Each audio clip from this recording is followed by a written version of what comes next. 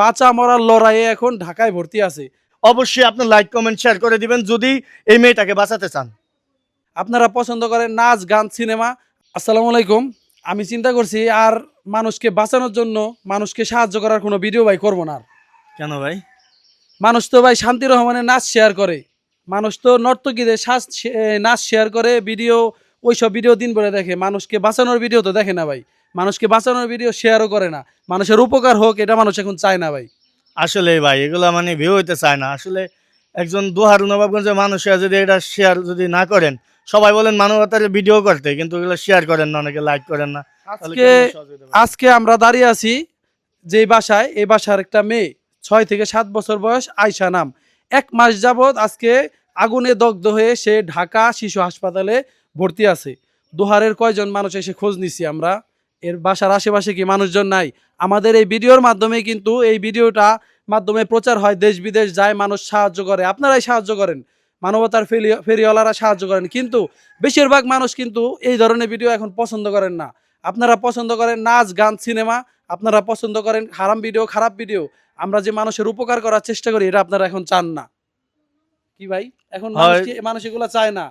আপনারা যে যতটুকু পারেন, এই যে আয়শা প্রায় 50% সে আগুনে দগ্ধ হয়ে বাঁচা মরার লড়াইয়ে এখন ঢাকায় ভর্তি আছে।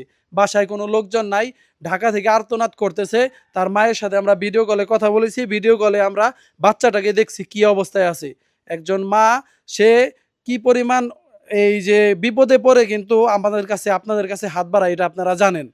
আপনারা জানেন যে কি পরিমাণ অবস্থা খারাপ হলে একটা মানুষ মানুষের কাছে হাত বাড়ায়।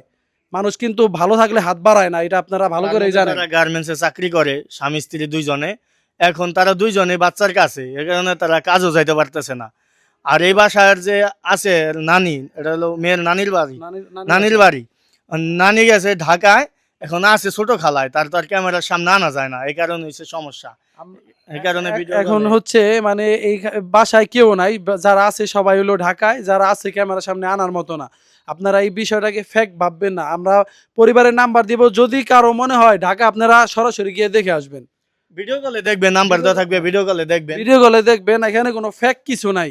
আমরা চাই আয়শা বাঁচুক, তার পরিবার চায় আয়শা বাঁচুক, কিন্তু একজন গার্মেন্টস কর্মী, আপনারা সব ভালো করেই জানেন ঢাকায় একজনের চিকিৎসা খরচ কত হতে পারে। একজন গার্মেন্টস কর্মী কিভাবে তার মেয়ের চিকিৎসা করবে এটা আপনারা বুঝেন। যদি আমরা হাত না বাড়াই, ঢাকার দোহারের মধ্যে বড় লোক মানুষের অভাব নাই, প্রবাসী মানুষের অভাব নাই।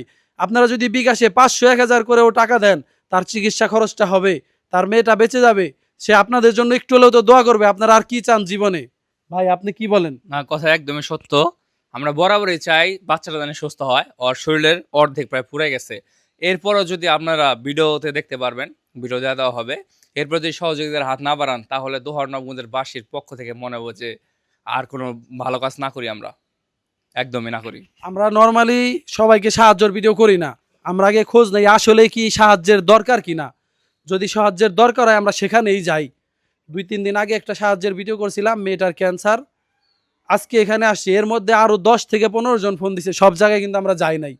এটা দরকার বিধায় আপনাদের কাছে আমরা তুলে ধরছি। আপনারা যে যতটুকু পারেন সাহায্যের হাত বাড়ান, আর কোনো কিছু বলার নাই ভাই। অন্তত ভিডিওটা শেয়ার করেন, নাচ গান তো সবসময় দেখেন। আর বিশেষ করে এই মেয়েটা হচ্ছে মাদ্রাসায় পড়ে, বাচ্চা, আপনারা দেখতে পাচ্ছেন। এই মেয়েটার জন্য আসলে মহাব্বত লাগছে, এই কারণে কিন্তু আওলাদ ভাই আমরা সবাই আসছি।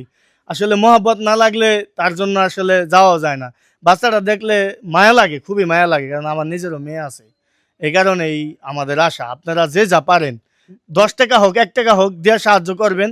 তাছাড়া আপনারা লাইক কমেন্ট করেন, লাইক কমেন্ট করলেও তো এটা কোনো বড় এক মানবিক লোকের কাছে যায়। ভিডিওটা শেয়ার করে দিলে অন্তত ওই ভিডিওটা সবার কাছে যদি ছড়ায় যায়, আপনি সাহায্য না করেন অন্য কেউ তো সাহায্য করতে পারে। আমরা এই জিনিসটা চাই, সাহায্য করুক, অন্তত অন্তত বাচ্চাটা বেঁচে যাক, এটুকুই আমাদের চাওয়া। অনেকে ভাবে যে আমি একটা লাইক না দিলে কি অন্যজন তো ঠিকই দিতেছে না। আপনার লাইকটাই প্রয়োজন, আপনার শেয়ারটাই প্রয়োজন।